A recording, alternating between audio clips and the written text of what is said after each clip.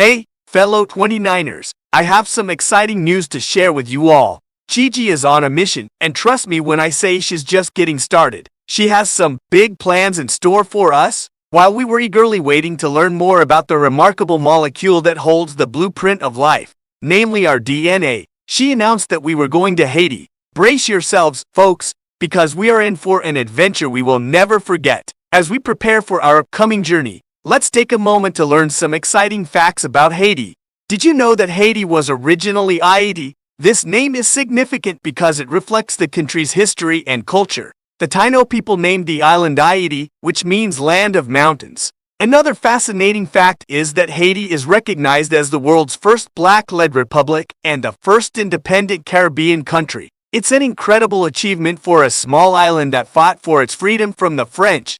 This goes to show that size only sometimes matters. Haiti is a stunning Caribbean country located on the western part of the island of Hispaniola. It boasts a unique and rich culture influenced by African, French, and indigenous Taino roots. Haiti features breathtaking landscapes like lush mountains, waterfalls, and turquoise waters. Haitian cuisine is a unique and delicious blend of Spanish, Arabic, African American, and French flavors. Their popular dishes include red beans and rice, griot, fried plantains, tasso, akra, and pickles. Their seafood is also highly recommended, with dishes such as shrimp creole, codfish, lobster, crab, and lambi, also known as conch, and the red snapper being some of the best in the world. However, the most important tradition of the Haitian New Year is soup jumu, also known as squash soup. It is often referred to as January 1st soup, Independence soup, or the soup that symbolizes Haitian freedom. The music of Haiti is a fusion of various cultural influences from the people who have inhabited the Caribbean island. It incorporates rhythms from French, African, Spanish, and native Taino cultures. Haiti has unique styles of music like rare music, troubadour ballads, mini jazz rock bands, hip-hop creole, the popular kapa, and the merengue as its basic rhythm. European colonial ties and African migration have primarily influenced Haiti's music through slavery. The French had a significant impact on the country's music during colonization. Haitian music and dance forms, such as compa, rara, and merengue, are lively and worth exploring. French and Haitian Creole are the official languages, but Creole is the most widely spoken. Local crafts, artwork, and souvenirs in markets such as the Port-au-Prince and Cap Haitian Iron Market can also be found. Additionally, community-based tourism initiatives are a great way to support local economies and engage with Haitian communities. Haiti has a rich and fascinating history, from being the first Black republic to the first independent Caribbean country. We are going to be a part of it soon. Gigi said that our trip won't have a dull moment. Our mission is to take Haiti back and reclaim its title as the Pearl of the Antilles. Welcome aboard, fellow 29ers. Haiti, a land of hope and beauty, awaits us. To make our mission a success, we must come together as one. And so, we invite everyone to join us on this journey. The ride is free, but it's not without rules. Let's embrace love for ourselves and others, love for our planet, and make life changes. Fellow Haitians, let's get on board this train. Every challenge is an opportunity for growth, and we are ready to take them on. Haiti is administratively divided into 10 departments, each with its own unique charm, culture, and history. Let's explore them together and make unforgettable memories. So, what are you waiting for? Let's go, all aboard.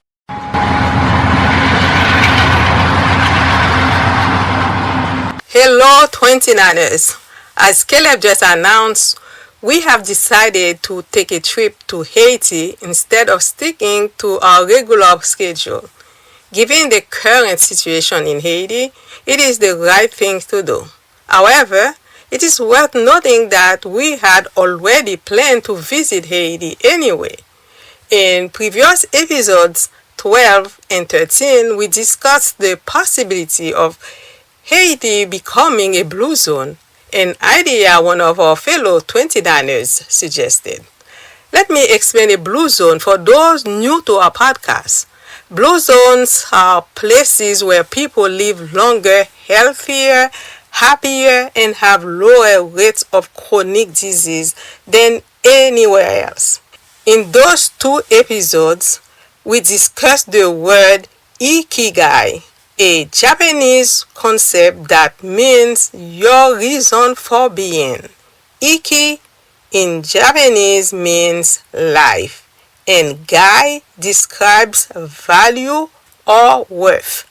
And it converges into four elements: what you love, your passion, what the world needs, your mission, what you are good at, your vocation, and what you can get paid for, your profession.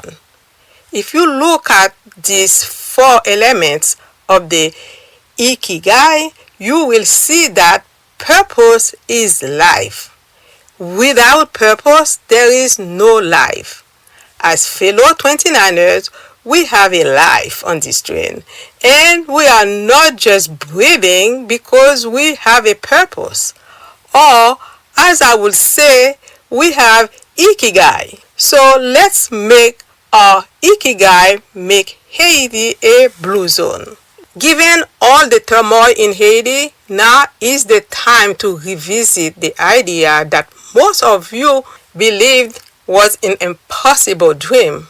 As Martin Luther King Jr. would say, there is no such thing as an impossible dream if we keep hope alive. So let's keep hope alive, fellow 29ers, that Haiti will someday thrive and will be reborn from its ashes.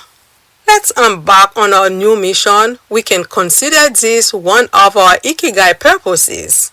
As we learned from previous episodes, we can have more than one. So, off to Haiti we go!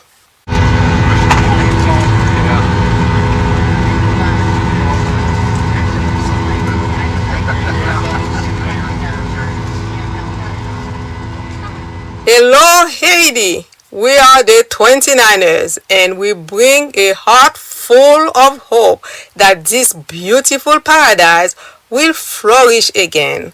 We aim to inspire and motivate people to make positive life changes. We believe in spreading love and minimizing hate.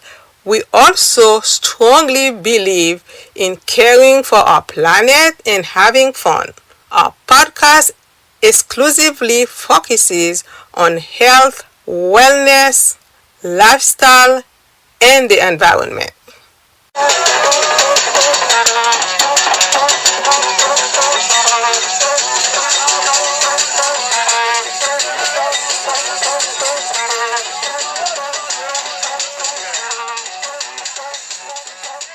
Hello, Haiti.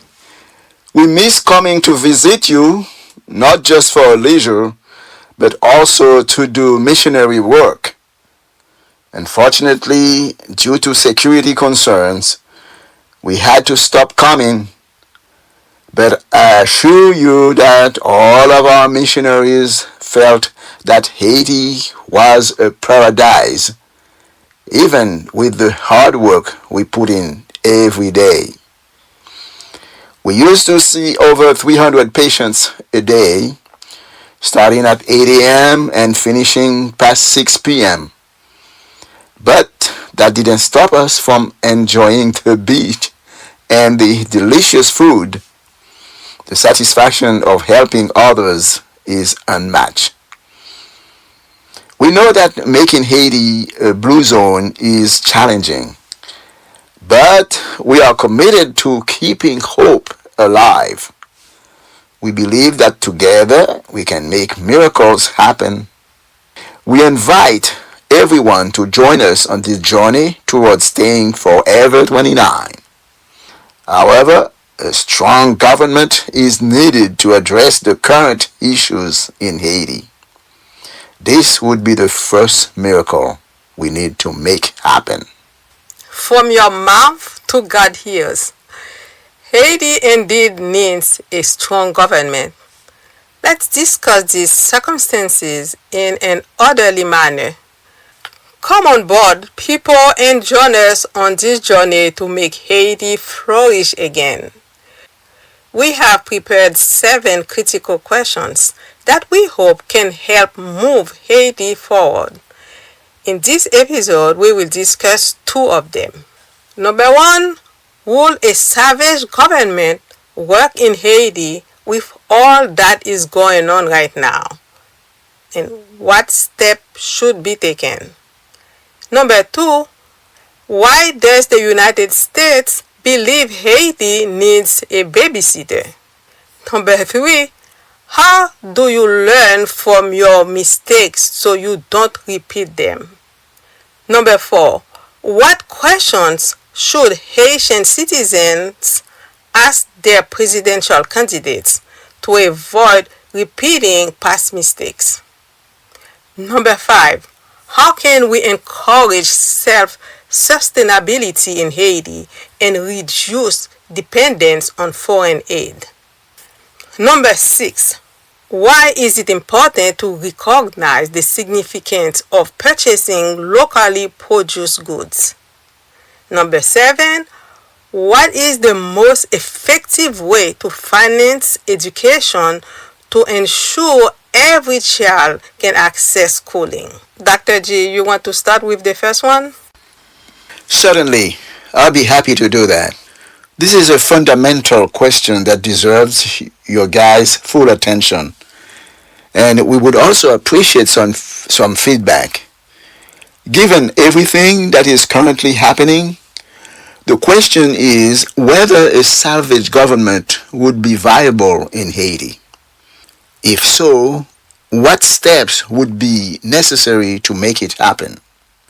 A salvage government is a possible solution for the crisis in Haiti, where political instability, violence, and poverty have plagued this nation for decades.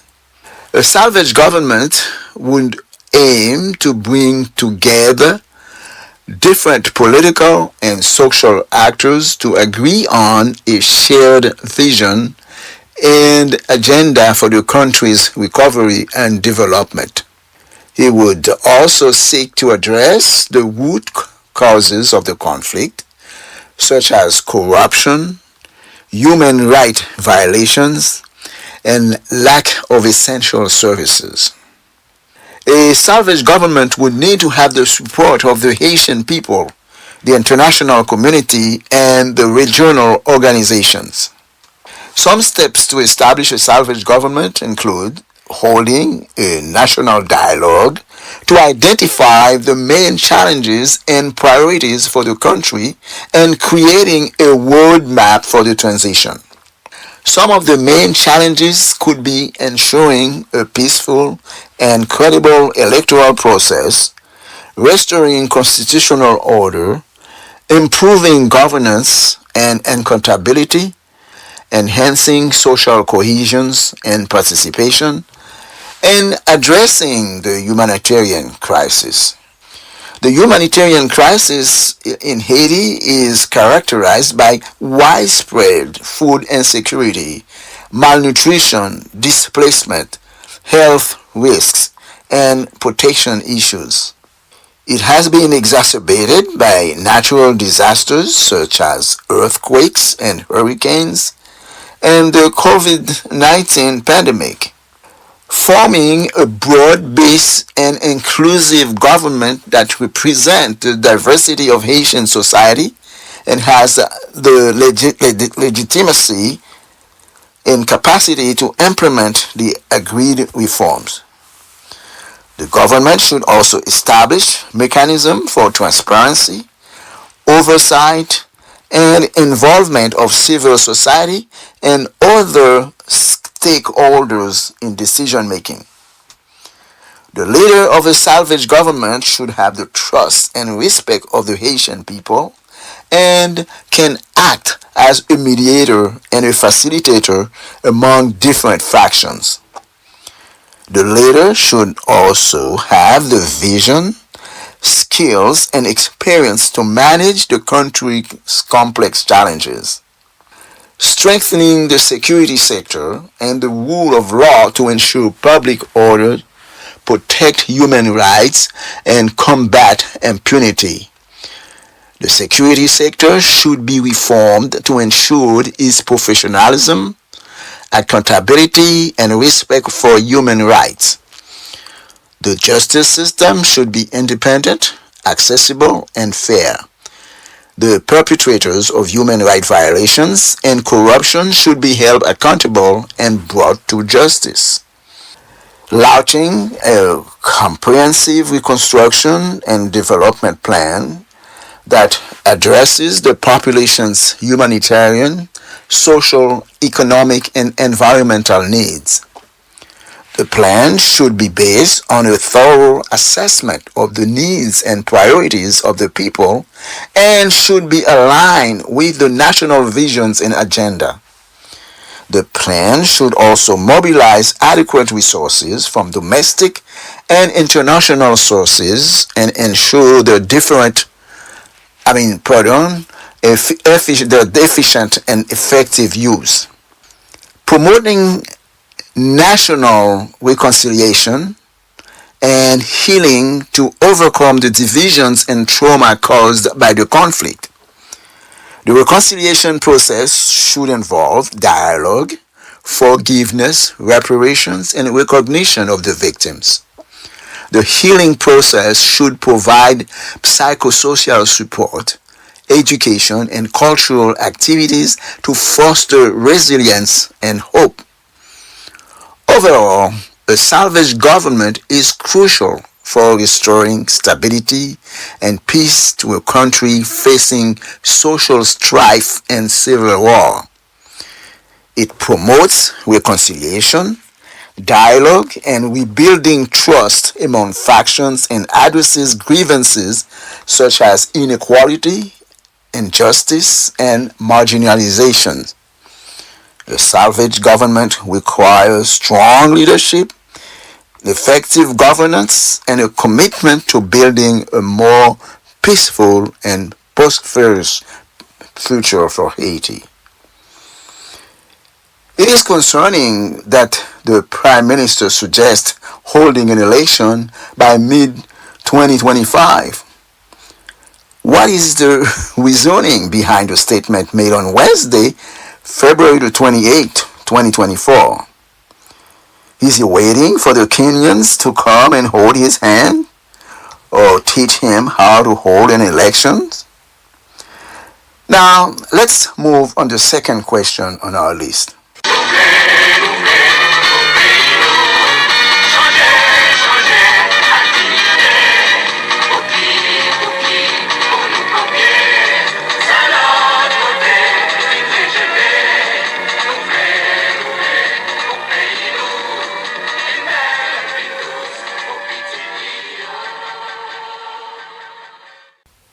Question number 2. Why does the United States believe Haiti needs a babysitter? Which is quite thought-provoking. Can you imagine the first black-led republic and the first independent Caribbean country now requiring a babysitter? It is truly unbelievable. And who is responsible for this situation? There are several culprits. Number 1, some leaders and politicians have failed to lead the country effectively. Number 2, businesses that do not support fair trade both locally and internationally. Number 3, the rampant insecurity, violence, kidnapping, and lack of government protection of citizens' rights. Number 4, some wealthy individuals who do not invest in their own country. All of these factors have contributed to Haiti's chaotic image in the eyes of the world. Unfortunately, this has led to the belief that Haiti must be cared for like a helpless child, with the United States acting as a big brother and now sending help from Kenya. This raises concerns about the true intention of those coming to Haiti aid. The Kenyan police have a history of human rights abuses, and the language barrier between Haitians and Kenyans adds to the confusion. It is important to question why Kenya was chosen. And if the Haitian people cannot care for their own country as their ancestors did, this situation also brings to light the uncomfortable truth that while Haiti was fighting for its independence, some African countries, including Kenya, were involved in the slave trade. This begs the question, what is the true intention of these Kenyans coming to Haiti? If Prime Minister Ariel Henry is involved, it raises concerns about his leadership ability. In fact, that the US is willing to spend money to babysit Haiti should be a wake-up call for Haitians to take responsibility for their current situation. As I often say on my podcast, there is always time to do the right thing. It is time to face the reality of the situation and take action.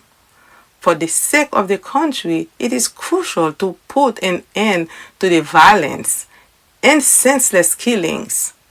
This unacceptable situation of kidnapping, killing, stealing, and lack of solidarity are the choices and action of the Haitian people. That is all for now.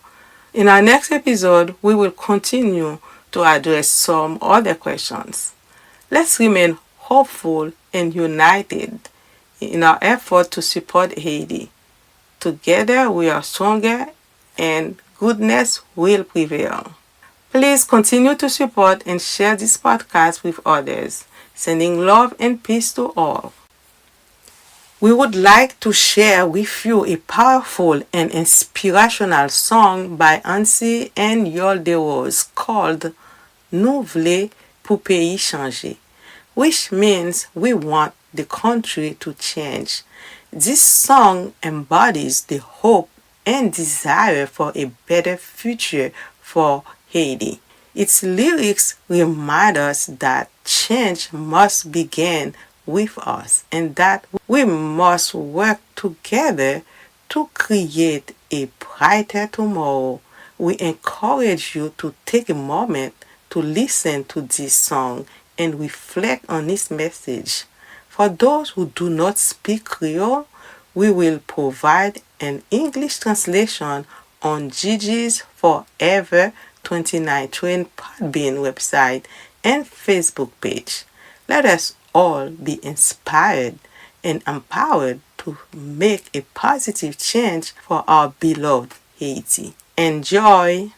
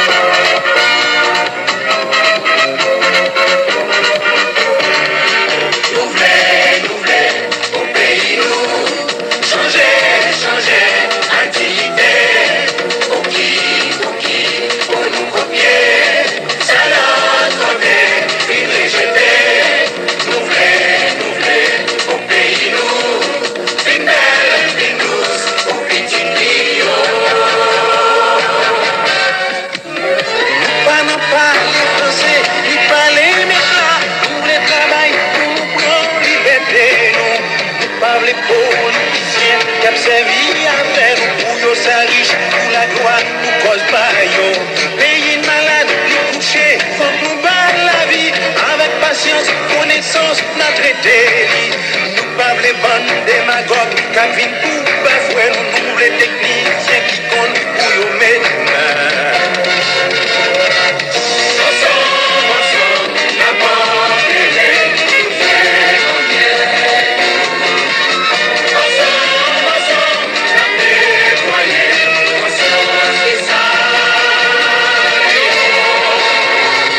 ça capable, ça découragé, ça éviter. Pour me délivrer, si t'as pensé, pour me dire, longueur nous marrer. Faut nous jouer, nous gens pour nous casser code. Nous, au pays, nous.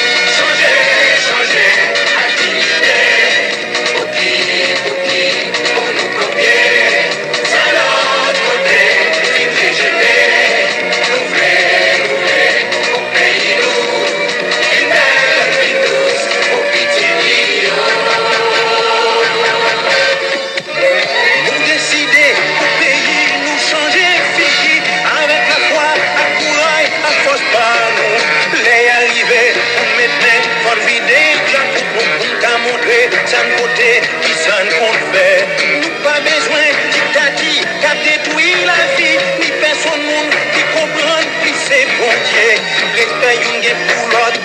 Va faire tout, mais contre pas gen nizam, qui méchant qu'à résister.